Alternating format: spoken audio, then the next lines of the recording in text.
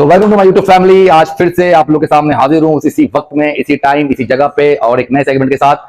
तो आज का जो वर्कआउट है, आज का वर्कआउट है ग्लूट्स और हैमस्ट्रिंग का। ठीक है, तो क्योंकि जैसे कि मैंने अपने लेग वर्कआउट को दो पार्ट में स्प्लिट किया है। तो जो फर्स्ट मैं क्वाड्स अलग, पूरा उसका सेपरेशन क्वाड्स का अलग करता हूँ, उसके बाद फिर ग्लूट्स का। अगर इस तरीके से भी आप करोगे तो काफी इफेक्टिव होगा।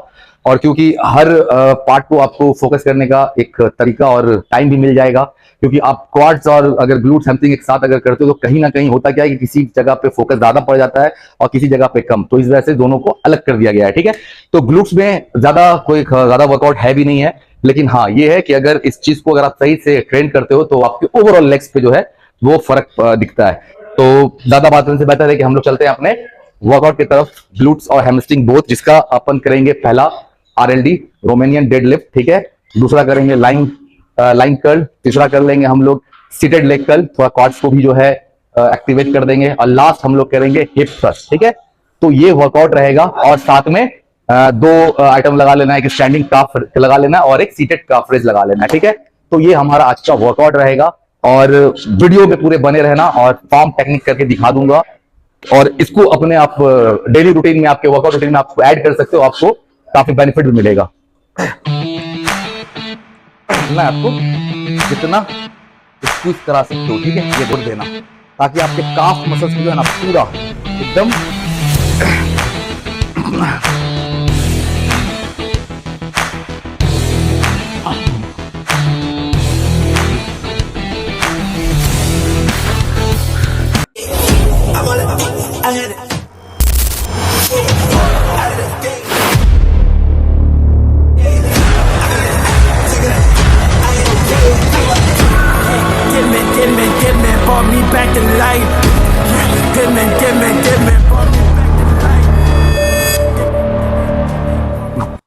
सो स्ट्रेचिंग वगैरह सारा चीज होने के बाद, क्योंकि स्ट्रेचिंग बहुत जरूरी है। ठीक है, अगर आप लेग्स का वर्कआउट करते हो, कोई भी वर्कआउट करते हो, तो स्ट्रेचिंग बहुत जरूरी है।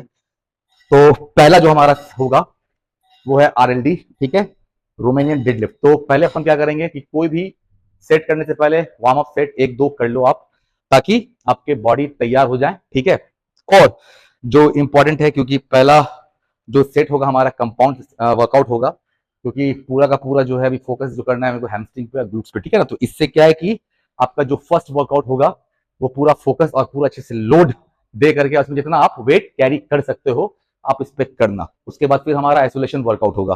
तो पहला हम लोग वार्म अप सेट करते हैं, खाली बार है, तो तरीका कुछ नहीं है।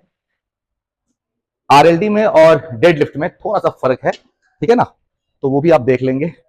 तो हमारा ये पहला वार्म अप सेट, ठीक है, तो पहले देख लो पोजीशन, बिल्कुल ये होल्ड आप पकड़ लिए और हल्का सा आपका नी जो होगा ना हल्का सा बेंड होगा। ठीक है, चेस्ट अप रहेगा और ग्लूट्स को पीछे की तरफ निकाल के रखना है। ठीक है ना, और ये आपको जमीन तक टच नहीं करना है। ठीक है ना, तो स्टार्ट करते हैं। ये देखो, बस रॉड को अपने पैर के बिल्कुल करीब रखना है। ठीक है ना, क्योंकि अगर आगे जाओगे तो फिर लोड कहीं और भाग जाएगा और इससे बैक इंजर हो सकता है। ठीक है ना, चलो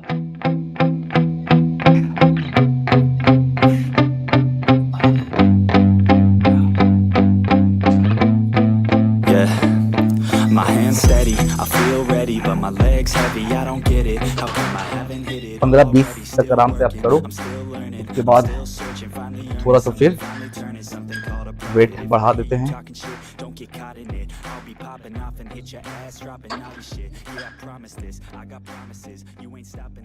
जब आप नीचे जाते हो तो इतना ध्यान रखना है कि आपके हैमस्ट्रिंग पे जो पूरा लोड पड़ रहा है, कि ये पूरा स्ट्रेच हो रहा है कि नहीं।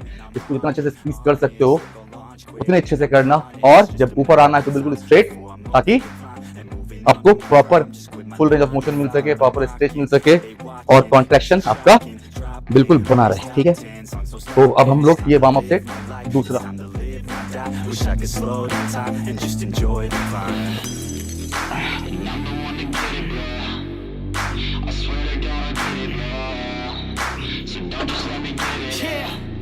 let's go. Yeah, I'm the one to get it, bro. I swear to God I'll get it, bro. Hey, I ain't never giving up. आपके वर्किंग सेट का जो वार्म अप सेट होगा वो आपके वर्किंग सेट का पहला 20%, 60% और 80 से 90%। ठीक है, ये आपका वार्म अप सेट बनेगा। उसके बाद देन आप वॉकिंग सेट स्टार्ट करो, जो भी आपका वॉकिंग सेट होगा उसका 10% से आप स्टार्ट करो, फिर 40 करो, फिर 60, 80, 90 करके हो गया। लेकिन ध्यान रहे कि आपको ज़्यादा रैप नहीं लेना है, खाली 12 से 15-20 कर लिया हो गया। उसके बाद फिर 10-12 रैप कर लिए, 8 से 10 रैप कर लिए, 6 से 8 रैप कर लिए, हो गया। आप ज़्यादा लगा सकते हो अलग बात है, लेकिन आपको करना नहीं, क्योंकि ये सिर्फ आपके बॉडी को हीट, इंजन को गर्म करने के लिए किया जा रहा है, ठीक है।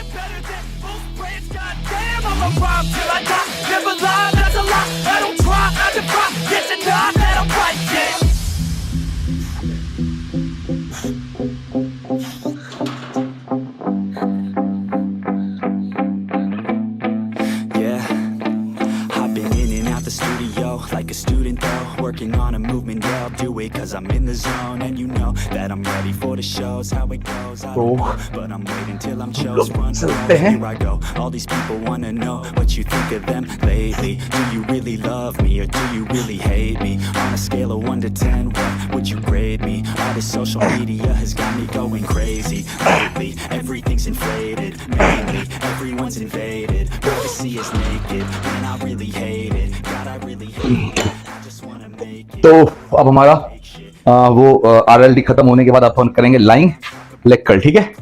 तो इसमें करना क्या है, आपको जो परफेक्ट टेक्निक है, तरीका है, ठीक है, उस पे काम करना है। ये जो आपका लेग का जो लास्ट एरी जिसको बोलते हैं अपन फुट, ठीक है, इसको बिल्कुल बाहर की तरफ, ये ठीक है, ये करके ऐसे बिल्कुल बाहर की तरफ रखना है, ठीक है ना। और जब आप इसको जब पूरा, जैसे कि मैं करके दिखाऊंगा, जब आप इसको लेकर के आओगे तो फुल स्क्वीज कम से कम 1 सेकंड 2 सेकंड तक, ठीक है, ताकि ये पूरा आपका जो हैमस्ट्रिंग है या ग्लूट जो है आपका हैमस्ट्रिंग एंड ग्लूट दोनों ये आपका फटे, मतलब आपको पूरा प्रेशर फील होना चाहिए। और जब वापस इसको लेकर के जाओगे तो 2 सेकंड नेगेटिव, ठीक है, कंट्रोल फॉर्म में रखना है और तरीके से मारोगे तो बहुत फायदा होगा। इसलिए मैं कह रहा हूं ना कि आप कम मारो लेकिन क्वालिटी ऑफ रैप लगाओ, ताकि आपका 4 रैप भी 40 रैप के बराबर होना चाहिए, ठीक है। तो अब हम लोग चलते हैं अपने दूसरे वर्कआउट की तरफ, जो कि है लाइंग लेग कर्ल। पहले एक सेट हल्का कर लेते हैं, ठीक है।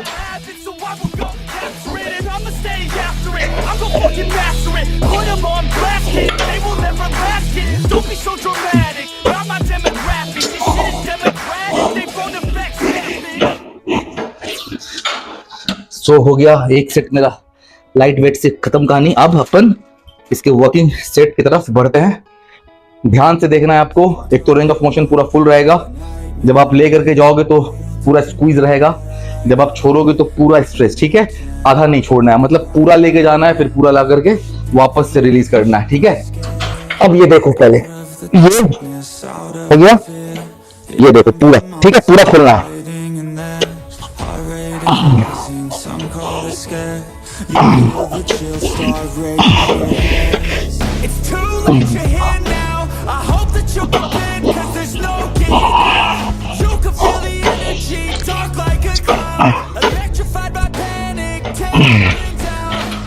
आपका हिप जो है पैड से उठना नहीं चाहिए, ठीक है, जिस पोजीशन पे है बिल्कुल वैसे चिपक के एकदम रहना है, ठीक है। बॉडी का जो है आपको ध्यान रखना है कि आपका जो है पैड से हिप बाहर नहीं जाना है, मतलब उठना नहीं चाहिए।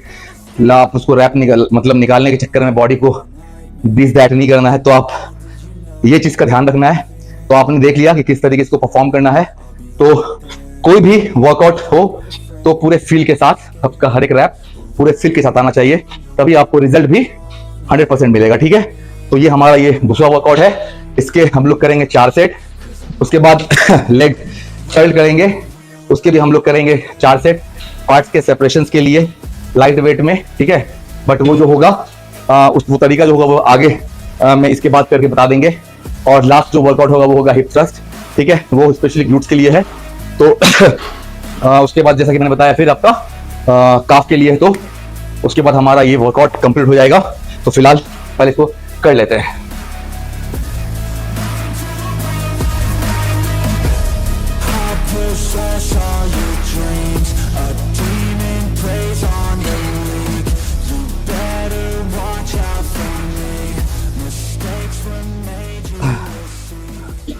तो line sorry seated leg curl हो गया, ये आपके क्वाड्स को और क्वाड्स को सेपरेशन में काम आता है। अपर थाई अपर क्वाड जो हो रहा है, ठीक है, ये इस पे आएगा। तो ये बहुत ज़रूरी मतलब समझ लो कि बहुत ज़बरदस्त वर्कआउट है क्वाड्स के सेपरेशन के लिए। तो इसको तो आप कभी छोड़ना भी मत। और अगर जिनको जल्दी से क्वाड्स में सेपरेशन लाना है और अपर थाई जो है उसको बढ़ाना है थोड़ा, ठीक है, तो उसके लिए क्या है कि आप हफ्ता में 2 से 3 बार लाइट वेट से, ठीक है, 20-25 रैप लाइट वेट से आप जरूर करो। और करना कैसे है, बिल्कुल स्लोली ऊपर जाना है, ठीक है, और 3 सेकंड होल्ड करना है और बिल्कुल फिर स्लोली स्लोली स्लोली, मतलब आपका क्या ना कि हर एक रैप में लगे कि आग निकल रहा है वैसा। तो फिलहाल वो तो बात ही बात है। तो अपन ये तरीका है, ठीक है। ये सबसे पहले क्या है कि जैसे कि मैंने कहा रेंज ऑफ मोशन पूरा फुल होना चाहिए। आपको पूरा यहाँ तक लेकर के आना, इसके पैलेट तक, जो मेरा जो थाइज है इसके पैलेट तक आएगा बिल्कुल स्ट्रेट और स्क्वीज, ठीक है। नीचे जाएगा, पूरा नीचे जाएगा ताकि उसको पूरा आपके अपर क्वाड को जो है पूरा फुल स्ट्रेच मिल सके, ठीक है। तो चलते हैं हम लोग अपने रैप की तरफ। ये देखो, 1 2 3। Everybody knows my name, shit. I'ma have this whole fucking game list, spitting with the same wit, and I'm gonna be famous. Ain't nobody able to delay this. Coming up out of तो ये तरीका था, जैसे कि देख रहे हो पूरा जो है ये ऑलरेडी पंप कर चुका है मेरा, ठीक है। तो आपको भी वर्कआउट अगर प्रॉपर फॉर्म के साथ प्रॉपर टेक्निक से करोगे ना तो आपको हर एक रैप फील होगा। लेकिन वही है कि बस खाली वर्कआउट कर लिया फिर कोई फायदा नहीं होने वाला है, ठीक है। तो इसलिए कह रहा हूं कि अगर आप टाइम जिम में दे रहे हो, अगर 1 घंटा दे रहे हो तो उस 1 घंटे का रिजल्ट भी आपको मिलना चाहिए, वरना वो 1 घंटा भी आपके लिए वेस्ट है। तो अब हम लोग जो हमारा नेक्स्ट वर्कआउट है वो है हिप थ्रस्ट, ठीक है। तो ये हमारा हो गया बारबेल हिप थ्रस्ट। तो इस पे क्या है कि सबसे पहले तो आप एक बार ले लो, ठीक है। उसके बाद आराम से बैठ जाओ नीचे। और अभी तो पहले मैं, जैसा कि मैंने बताया कि वॉकिंग सेट से पहले थोड़ा सा सब हल्का हल्का कर लूं, ठीक है। अब क्योंकि हाइट आई थिंक ज़्यादा है, फिर भी ठीक ही है, नहीं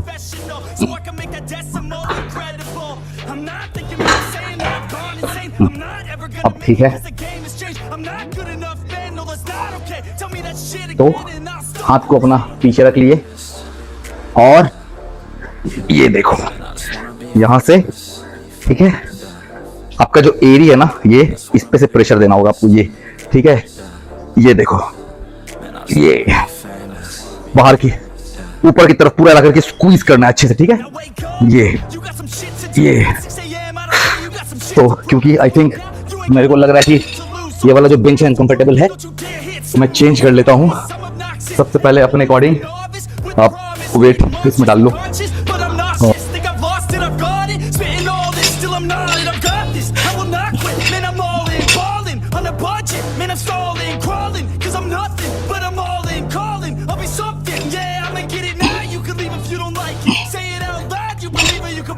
चलो अब क्योंकि हमने सब कुछ सेट कर लिया है तो अब हम लोग इसको परफॉर्म करेंगे बारबेल हिप थ्रस्ट।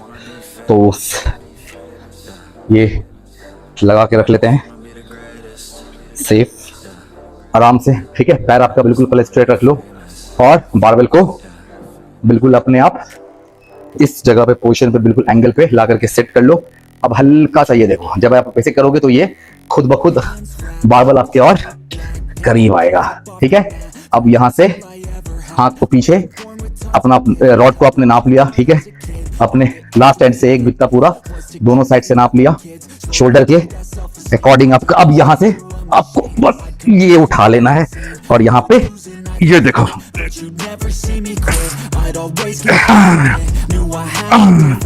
बस, ठीक है। हाँ, तो ये आपका पहला सेट कंप्लीट। ये आपका पूरा ग्लूट्स पे आपको फोकस करना है और जब ये नीचे जाएगा, ठीक है, तो पूरा लोड दे करके, और जब इसी से फिर जब उसको ऊपर ठेलोगे तो आपको लोअर फिट मीन्स आपको इस पे पूरा प्रेशर दे करके करना है, ठीक है, ताकि आपका जो पूरा का पूरा लोड आपके ग्लूट्स पे वो पूरा प्रॉपर फील हो सके। तो ये लास्ट वर्कआउट था आपके हैमस्ट्रिंग इंक्लूडिंग ग्लूट्स मिला करके। और आगे चल करके इसमें है क्या कि अगर आपको लगता है कि इसमें और वर्कआउट ऐड एक आध कर सकते हैं तो आप सुमो स्क्वाट आप इसमें जरूर ऐड कर सकते हो, वो भी स्टार्टिंग में, ठीक है। लेकिन ये वर्कआउट इनफ है फिलहाल, वो रिकवरी पर डिपेंड करता है, ठीक है ना। तो अब इसके बाद जो भी वर्कआउट जो बचे हुए हैं वो आपके काफ के हैं, जो कि मैंने पहले बता दिया था कि एक स्टैंडिंग काफ रेज होगा और एक सीटेड।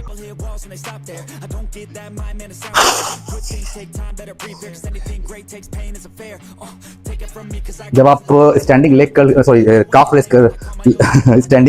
काफ रेस करोगे तो एक चीज ध्यान रखना है, ठीक है। आप जितना इसको स्क्वीज करा सकते हो उठा कर, ठीक है, उतना आप पूरा प्रेशर लोड देना ताकि आपके काफ मसल्स पे जो है ना पूरा एकदम लोड, ये देखो ये, ठीक है। और अब ये लास्ट सीटेड काफ रेज है, ठीक है। आप इसका ध्यान रखना, ये है आपका जो टोज है, टोज, ठीक है, आपको इसको ही रखना है यहाँ पे, पूरा पैर को नहीं रखना है, ठीक है ना, सिर्फ टोज। और ये टोज से जो है प्रेशर नीचे की तरफ जब दोगे आप तो ये जितना ये ऊपर देखो है ना, ये ऊपर जितना आ सकती है यहाँ पे आया, आपको ये कॉन्ट्रैक्शन बनाना है सिर्फ, ठीक है, ये कॉन्ट्रैक्शन बनाना है और नीचे पूरा ठेलना है आपको, जितना स्क्वीज करा सकते हो, ठीक है। ये देखो, ये ठेलोगे, फिर ये प्यार से ऊपर आया, ये देखो ये, ठीक है, ये तरीका है बिल्कुल सही। तो जो है वर्कआउट सेशन कंप्लीट हो चुका है और आज का सेशन कैसा रहा आप जरूर मेरे को बताना, अपने कमेंट सेक्शन में बताना। और आपको इस पूरे वर्कआउट में सबसे आपका फेवरेट वर्कआउट कौन सा है मेरे को वो भी बताना। और खास तौर पे जो भी आप वर्कआउट करते हो उसको एटलीस्ट 6 to 8 वीक तक फॉलो जरूर करना, 6 to 8 वीक तक जरूर फॉलो करना। और अगर हो सके तो आपको जैसा मैंने बताया है, जो वर्कआउट है इसका जो पैटर्न है, सबके 4-4 सेट आपके करने हैं, ठीक है। क्योंकि पहला आपका था कंपाउंड वर्कआउट, ठीक है, जो कि आपके स्ट्रेंथ पे काफी असर देता है। कोई भी कंपाउंड वर्कआउट जो है खास तौर पे तो बहुत इंपॉर्टेंट है वो, ठीक है। तो उसके अपन ने 4 सेट किए हैं, लेकिन उसका जो रेफरेंस था वो आपका 8 से 10, 7 से 9, ठीक है। और इसी तरीके मतलब 8 से 10, 7 से 9, इस रेफरेंस के बीच में आपका वो पूरा 4 सेट रहेगा। उसके बाद अपन फिर करते हैं आइसोलेशन वर्कआउट में लाइन लेग कर, ठीक है, उसका जो आपका रेफरेंस रहेगा वो रहेगा आपका 12 से 15। उसके बाद फिर हम लोगों ने किया leg extension, seated leg extension किया, उसका रेफरेंस भी आपका सेम एज इट इज रहेगा 12 से 15, ठीक है। देन हम लोगों ने किया हिप थ्रस्ट, ठीक है, इसका आपका रेफरेंस रहेगा 8 से 12 के बीच में, ठीक है। इसके भी रहेंगे 4 सेट। उसके बाद आप स्टैंडिंग काफ रेज ले लो और सीटेड काफ रेज ले लो, ये दोनों के जो है आपके रेफरेंस रहेंगे 15 से 20, ठीक है। फॉर्म मेंटेन रहना चाहिए, फॉर्म टूटना नहीं चाहिए। टेक्निक आपको बता दिया है सब, और अगर फिर भी आपको कहीं पे कोई प्रॉब्लम, कहीं पे दिक्कत होगा तो जरूर कमेंट पे पूछना, जवाब जरूर मिलेगा।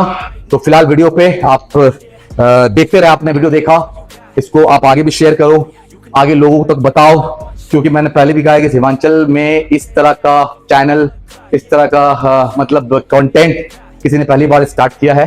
तो इसलिए मैं कह रहा हूं कि आप इसको मतलब जितना हो सके उतना इसको आप बढ़ाओ आगे, और अपने भाई को ढेर सारा प्यार देते रहो, मोटिवेट करते रहो, ताकि मैं आप लोग के बीच में इस तरीके का पैटर्न, इस तरह का वर्कआउट, इस तरह का चीजें मैं आपके लिए सामने हमेशा लाता रहूंगा। और हर नई टेक्निक, हर नई तरीके की बातें, और क्या सही है क्या गलत है वो भी मैं बताता रहूंगा। किस वर्कआउट से आपको इफेक्ट ज्यादा मिल सकता है, किससे नहीं मिलेगा, अपन उसको भी आगे वीडियो में जरूर बताएंगे। तब तक के लिए वीडियो में बने रहें, चैनल को इस तरीके से आप देखते रहें, और दिल करे तो सब्सक्राइब करें, ना करे तो मत करें, कोई जोर जबरदस्ती नहीं है मेरे भाई, बट फिर भी आपकी मर्जी, आपकी चाहत, आपका मोहब्बत ऐसे ही बना रहे मेरे ऊपर। तब तक के लिए मैं आप लोग से लेता हूं अलविदा। कल फिर मिलेंगे इसी वक्त, इसी जगह पे, हो सकता है इसी टाइम में भी। तब तक के लिए मैं आप लोग से लेता हूं अलविदा। सिर्फ आज के लिए मी दानिश इकबाल साइनिंग ऑफ।